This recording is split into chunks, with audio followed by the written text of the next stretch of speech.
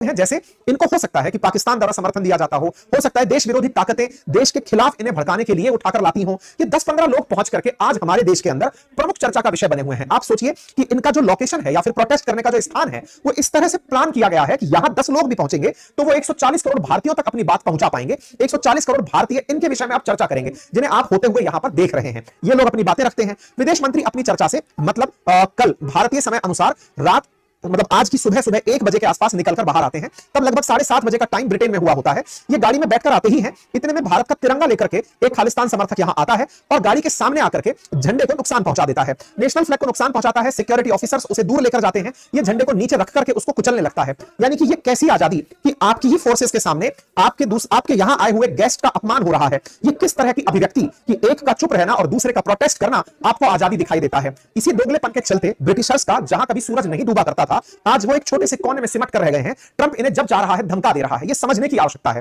Britishers की शायद इसी खुलेपन ने जो ये दोगलापन है कि ये अपने आप को इस तरह से दिखाते हुए लाए कि भारत के अंदर भी मुस्लिम लीग को हवा देकर के एक पाकिस्तान नाम का देश निकालकर चले गए। इनकी ये पुरानी आदत रही है लोगों को हवा देकर के तोड़ करके राज करने की। जो फूट डालो राज करने की नीति के ये प्रणेता हैं आज ये उसी चीज को और करते हुए यहां पर दिखाई दिए जिससे भारतीयों में काफी ज्यादा नाराजगी देखी गई। भारत ने इस बात का विरोध किया और विरोध करने के बाद में अपनी तरफ से विदेश मंत्रालय की तरफ से इस विषय के ऊपर बाकायदा टिप्पणी की गई। ऐसे में एफसीडीओ के स्पोक पर्सन जो foreign Commonwealth and development office की तरफ से प्रवक्ता है उनकी तरफ से आया कि हम इस घटना को पूरी तरह से कंडेम करते हैं और ऐसे में जो यूके के अंदर विजिट हुई है ऐसे में इस तरह की घटना होना अनएक्सेप्टेबल है। इस विषय पर ब्रिटेन में भी चर्चाएं होना शुरू हुआ। कहा गया कि खालिस्तानी सिखों के द्वारा इस तरह से विदेश मंत्री के सामने कार के सामने आ जाना अपने आप में एक क्रिटिकल इशू है जो यूके के अंदर हो रहा है। दुनिया भर की